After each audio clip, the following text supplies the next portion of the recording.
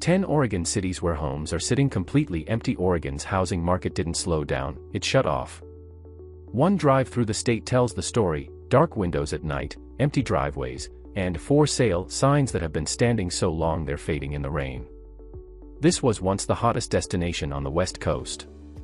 Now inventory is exploding, buyers have disappeared, and open houses are echoing with silence.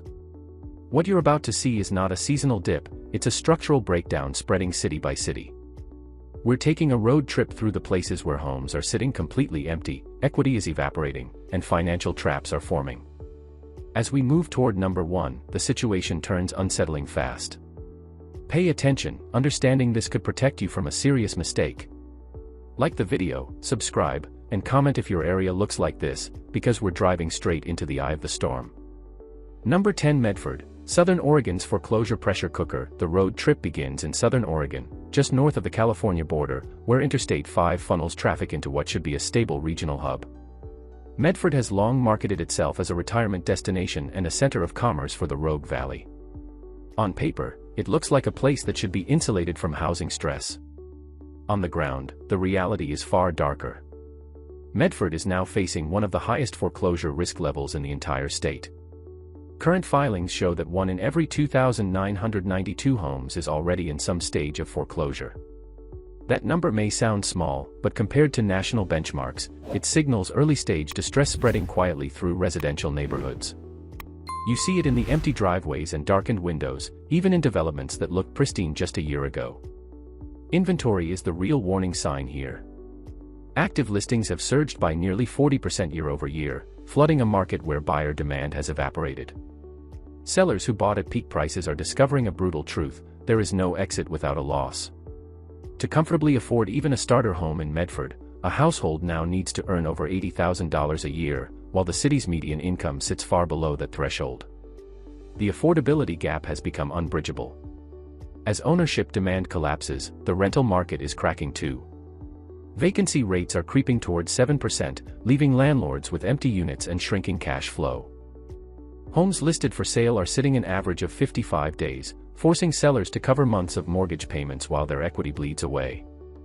Nearly 35% of active listings have already cut prices, a clear admission that sellers misjudged the market. Mortgage delinquencies have climbed to 2.5%, signaling that savings are running out. Manicured lawns and quiet streets hide a growing number of underwater mortgages. And this is just the southern edge of Oregon's housing breakdown. As we head north, the numbers only get worse.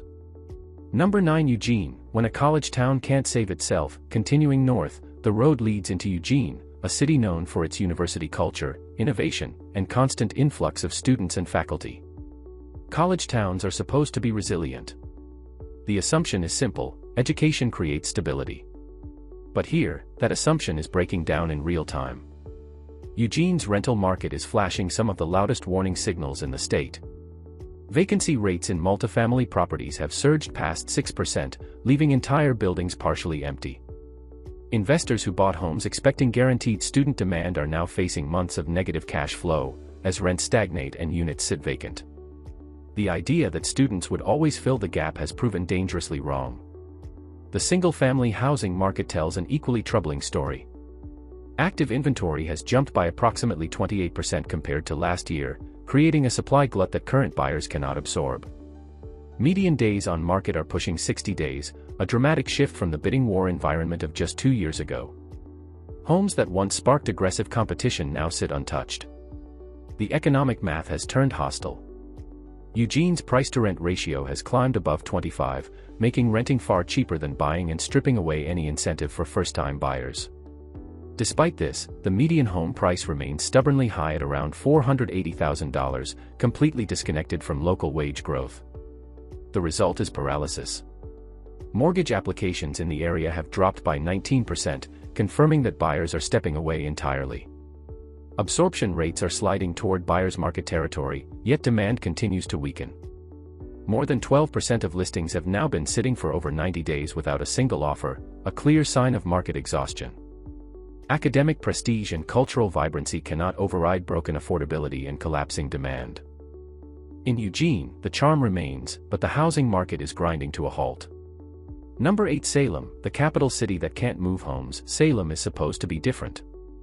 As Oregon's capital, it is anchored by government employment, steady paychecks, and the kind of institutional stability that should protect a housing market from sudden shocks. But as you drive through the city, it becomes clear that even government towns are no longer immune.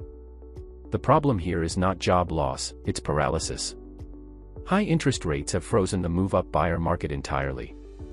Homeowners who once planned to sell and trade up are now trapped by their existing mortgages, unwilling to give up low rates. At the same time, new buyers cannot qualify at today's prices. The result is a sharp surge in standing inventory. Active listings in Salem are up approximately 33% year-over-year, overwhelming a shrinking buyer pool. Affordability has crossed into dangerous territory. Housing costs now consume nearly 45% of the average household's income, far above sustainable levels. This pressure is already showing up in the data. Foreclosure starts have risen 15% in just the last quarter, signaling that financial strain is spreading beneath the surface. Sellers are responding with desperation. Nearly 40% of all active listings have already cut prices, a sign the market is correcting faster than many expected. Downtown Salem reveals another layer of weakness. With more government employees working remotely or on hybrid schedules, demand for centrally located housing has collapsed. Residential vacancy has climbed to roughly 5.8%, leaving hundreds of units empty. Months of supply have ballooned to 3.5 months, the highest level the city has seen in over a decade. Even builders are retreating. Permits for new single-family homes are down 22%, confirming that developers see trouble ahead. Salem's housing market is no longer moving, it's stuck. And if a capital city built on public sector stability can freeze like this, no market in Oregon is truly safe. Number 7. Oak Ridge, pandemic boomtown turned trap, leaving the main highways behind. The road climbs into the foothills of the Cascades toward Oak Ridge, a small mountain town once powered by timber and later revived by pandemic-era migration. During the remote work boom, this place exploded in popularity. What followed was predictable and devastating.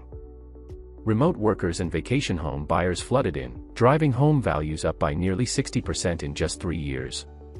But that surge was never supported by a diversified local economy.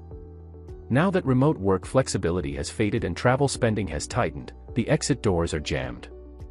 Oak Ridge is left with one of the most alarming vacancy rates in the state. Nearly 20% of all housing units here now sit empty.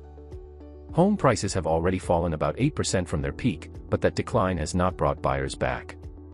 The average home here now sits on the market for more than 75 days, an eternity for a town this small. Local demand cannot absorb the inventory. The poverty rate hovers around 26%, meaning most residents are completely priced out of the homes lining their own streets. Investors are fleeing. Non-owner-occupied listings have doubled in the past year as landlords and second home owners rush to unload properties that no longer cash flow.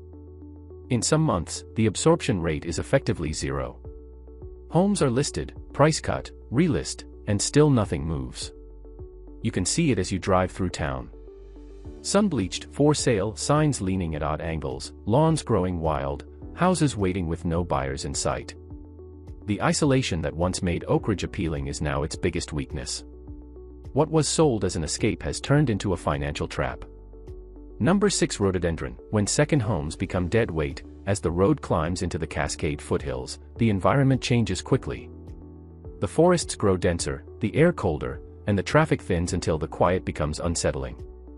Rhododendron was designed to be an escape, a place for weekend cabins, short-term rentals, and second homes fueled by discretionary spending. That dependence is now its greatest weakness. This local housing market lives and dies by tourism and second home demand. When economic conditions tighten, these purchases are the first to disappear. That is exactly what has happened here. Active inventory in this area has surged by nearly 50% compared to 2 years ago, while the number of actual buyers has collapsed. Sales volume has fallen by roughly 45%, meaning nearly half of the normal transaction activity has simply vanished. Homes are sitting. The average days on market has stretched beyond 90 days, forcing sellers to carry mortgages, taxes, and maintenance costs deep into the winter months with no end in sight. And carrying costs here are brutal. Wildfire risk has pushed insurance premiums dramatically higher, with many homeowners reporting that their policies have tripled. That single line item alone has turned once affordable retreats into financial liabilities. As losses mount, about 25% of sellers have quietly pulled their listings altogether. They are not getting the prices they need to break even, and every additional month on the market digs the hole deeper. At the same time, short-term rental demand has dried up. Cabins that once stayed booked year-round now sit dark, driving the year-round vacancy rate higher and stripping investors of the cash flow they relied on. Rhododendron still looks beautiful from the driver's seat. Tall trees, winding roads, mountain air. But behind that scenery is a market suffocating under carrying costs. Here, beauty doesn't protect you, it hides the damage. Number 5 Silverton, historic charm, modern fragility. Dropping back down into the Willamette Valley, the scenery softens. Silverton greets you with historic homes, manicured gardens, and postcard-perfect streets that project stability and wealth. On the surface, this town looks immune to housing trouble. Underneath, the numbers tell a very different story. Analytical models from major housing data firms have assigned Silverton a crash risk score of roughly 87%, one of the highest in the region. That risk is rooted in a massive disconnect between prices and local incomes. During the housing boom, home values here inflated by about 55%, while wages remained largely stagnant. That imbalance has now become impossible to ignore. The financial strain is already visible. Approximately 4% of mortgaged homes in this community are underwater, meaning owners owe more than their properties are worth. For those households, selling is not an option without bringing cash to the closing table. Demand weakness shows up in the sale-to-list price ratio, which has slipped to around 97%, confirming that sellers are being forced to accept less than they asked. Economic pressure is growing beyond housing. The local unemployment rate has climbed to about 4.8%, trending above the state average and putting additional stress on mortgage payments. Inventory has risen by nearly 30% year-over-year, while typical asking prices still hover near $600,000, a level far beyond what most locals can afford. The remote work wave that once brought outside money into Silverton has faded.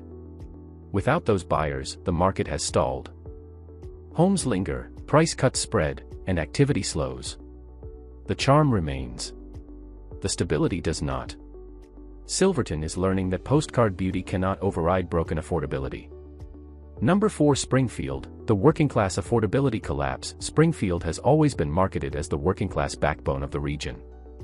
A place where blue-collar wages, manufacturing jobs, and modest homes were supposed to keep housing attainable.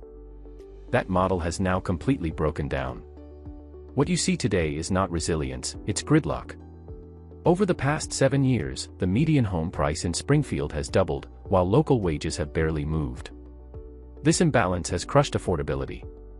More than 50% of renters in the city are now officially cost-burdened, spending over 30% of their income just to stay housed. For many households, there is nothing left to save for a down payment, even as rents consume a growing share of paychecks. That pressure has spilled directly into the sales market. Landlords who once relied on rental income are exiting in waves. Inventory has surged by approximately 42% year-over-year, flooding neighborhoods with listings that buyers simply cannot afford. Even with prices slightly lower than surrounding cities, qualification has become the choke point. Mortgage rates and debt-to-income limits have shut buyers out entirely. Homes are sitting longer as a result. Average days on market have climbed to around 48 days, an unusually long time for what is supposed to be an entry-level market. Behind the scenes, a more dangerous trend is building.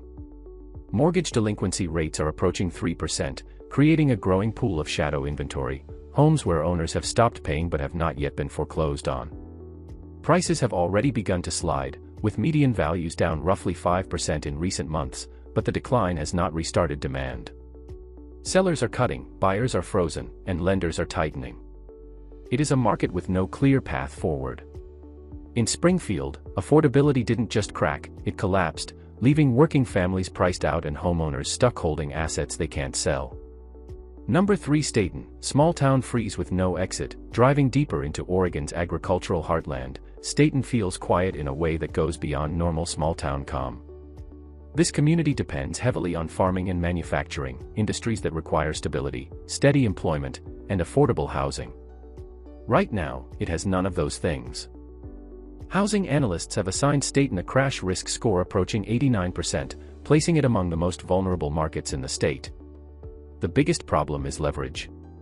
Loan-to-value ratios here are extremely high, meaning homeowners have very little equity to protect them as prices fall. And prices are already falling fast. The average home value has dropped by nearly 7% in just 6 months, erasing years of paper gains. Foreclosure activity is accelerating. The foreclosure rate in this area is now roughly double the state average, with 1 in every 1,500 homes facing some stage of foreclosure proceedings. For potential buyers, the math is impossible. The down payment required for a median-priced home now exceeds the entire annual income of a minimum wage worker, eliminating first-time buyers entirely. Without new buyers entering at the bottom, the entire market locks up. Inventory has climbed by about 35%, but there is no demand to absorb it. Rental properties aren't escaping the pressure either. Vacancy rates have risen to approximately 5.5%, leaving landlords with empty units and no income. Streets are quieter. Driveways are empty. Listings sit untouched. In small towns, silence is not peaceful, it's a warning signal. Staten's housing market has frozen with no clear exit. I want to know what you think. Drop a comment below and tell me whether towns like this can recover, or if they're destined to shrink as this correction deepens. Number 2. Westfor. When a town runs out of buyers, the drive into Westfor feels symbolic. You cross the town's iconic covered bridge, a structure meant to represent history, stability, and permanence. On the other side, you find the opposite. This housing market isn't slowing down. It has stopped. Westfor has been assigned a crash risk score of roughly 93%, driven by a near-total absence of liquidity. There are months on record where 0 home sales occurred. Not low volume. Not slow activity. 0. That kind of stagnation is deadly for a housing market because price discovery disappears entirely. Sellers can list, cut, and relist, but nothing moves. The most alarming statistic here is the vacancy rate. Recent analysis shows approximately 22% of all housing units are vacant. That means more than 1 in 5 homes you pass is sitting empty, deteriorating quietly. Some are older properties falling apart. Others are livable homes that simply cannot find a buyer at any price. Days on market regularly exceed 100 days, forcing sellers to eventually give up and delist. The financial pressure doesn't help. Local property taxes are high relative to the limited services provided, discouraging retirees and fixed-income buyers who might otherwise consider a quiet life here. Price cuts of 10% or more have become common, and they still fail to generate interest. Behind closed doors, mortgage stress is rising. Delinquency rates are estimated to be above 3%, creating a pipeline of future distress. Westfor serves as a warning: housing markets don't just correct.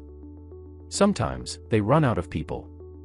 Number 1. Woodburn, Oregon's empty home epicenter. Woodburn earns the number 1 spot because it combines every negative indicator we've seen, all in one place. This city sits directly along Oregon's primary interstate corridor, a location that should guarantee housing demand. Instead, it has accelerated the collapse. Data models give Woodburn a crash risk score near 95%, the highest on this entire road trip. Inventory has exploded by approximately 55% year-over-year, overwhelming a market that can no longer support commuter-driven demand. The math that once made living here affordable is broken. Higher interest rates and volatile fuel costs have erased the savings advantage entirely. Homes are sitting completely empty. Rental vacancy is pushing toward 8%, forcing desperate landlords to offer free months of rent just to attract tenants. On the sales side, nearly 60% of homes are now selling below their original list price, confirming that sellers are taking losses simply to escape. Foreclosures are rising fast. Roughly 1 in every 1,100 homes in Woodburn is facing repossession, the highest rate we encountered. At the same time, unemployment in this area is running well above national averages, shrinking the pool of qualified buyers even further. For sale signs dominate entire streets. Equity is evaporating. Demand is gone. Woodburn isn't just struggling, it has become the epicenter of Oregon's empty home crisis. As this drive through Oregon comes to an end, one pattern is impossible to ignore. Inventory is surging. Buyers are disappearing. Homes are sitting empty for months across cities large and small. This is not a series of isolated problems, it's a statewide freeze. And this correction is still in its early stages. If this analysis helped you see what's really happening, like the video, share it with someone watching the housing market, and subscribe so you don't miss our next deep dive. Comment below and tell me which state we should drive through next. Thanks for watching. I'll see you in the next one.